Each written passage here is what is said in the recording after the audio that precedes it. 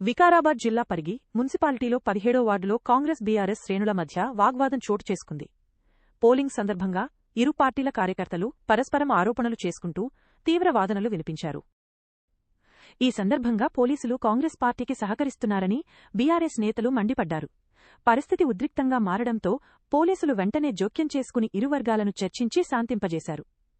పోలీసుల జోక్యంతో గొడవ సద్దుమణిగి పోలింగ్ ప్రక్రియ యథావిధిగా కొనసాగుతోంది.